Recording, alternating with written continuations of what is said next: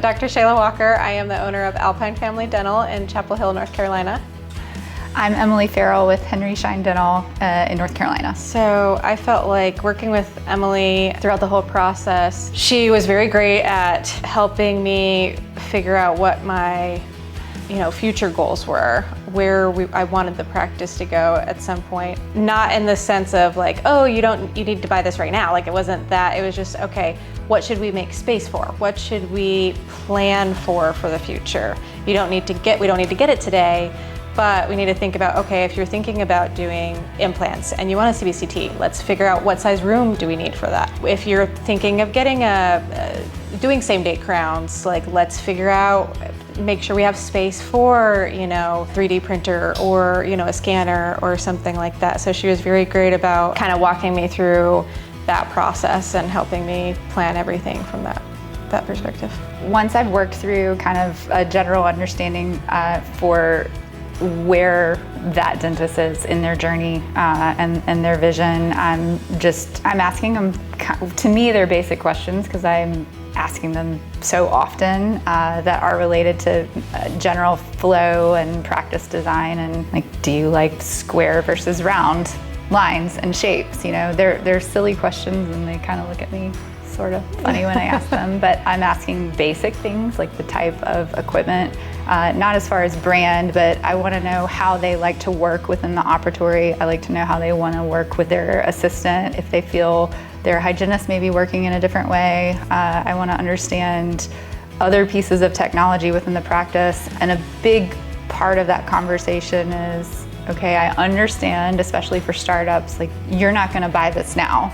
But I need to know, where do you see yourself when you open your doors? But beyond opening the doors, I want to know, where do you want to be in 3, 5, 10 years? It's really important that we're planning for the far out end goal and the vision that they have today, so we can kind of scale back and have a good path to that. So we're not piecemealing decisions and equipment selections or whatever it may be within the practice. We're not just doing it and having to redo it later because we made a change. If we plan everything and try to find the goal up front, we can have a phased approach in getting there. Emily was great. Emily was really nice, easy to talk to. Very informative, very knowledgeable. She knew a lot of like everything, like the equipment, the materials, everything. So first impression was great. I mean, just easy to talk to. So yeah, for me it was the same. I remember, because we had spoken over the phone, and I do remember after that first meeting and you left. Was Gary there that day? No. Gary wasn't there. I don't think that initially. But there's always like the huddle later after you're not with your customer anymore, because we were new, and Chris and I were talking, and I remember us being like, she's really cool and like laid back, and we thought it was good vibes all around. So good. Yeah. I feel like since we started talking, when you initially got really involved in the process, it's kind of when we started talking. Involved. Yeah. Okay. Do you feel, and it's okay if you feel this way, but do you feel like now, after going through the process, because obviously, like, if I don't use business cards, but if I did, my title just says equipment specialist. Yeah. Do you think, did it feel like I was the salesperson the whole time?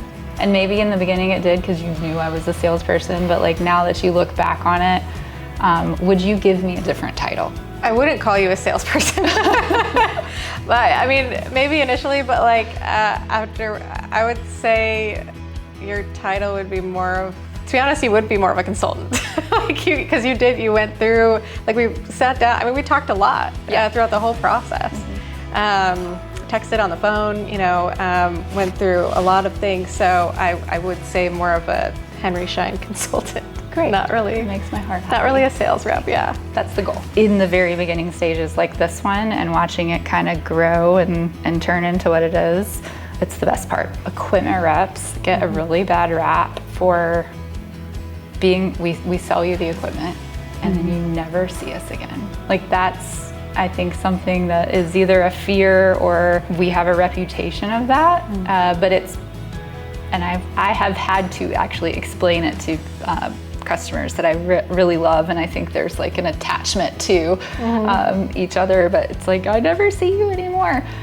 Do you feel like I mean, you opened not too many months ago, but it's been what, 3 months? 2 months? Two months? Yeah. Do you feel like you can still reach me? Yeah. Okay. I was gonna say, I don't feel like you disappeared at all. Yeah. So I mean, it's been 2 months. I mean, you were there. I definitely went through a period of time where we were talking all the time, maybe not almost every day, a couple times a week at least. But I mean, after I opened, that maybe slowed a little bit, but I feel like I could still call you up or text you if I had a question. I've already like reached out a few times about some things, so I got lucky with you. I feel like you haven't disappeared or anything. As far as like trust in the relationship that we have, I mean, I definitely from a dentist perspective, I'm definitely putting a lot of, trust and in you, just like going through all the equipment, going through like the whole process of like building out the space, like coming up with the designs. I mean, like I said before, I just felt like it was really easy. I didn't ever feel like there was a period where I couldn't trust you.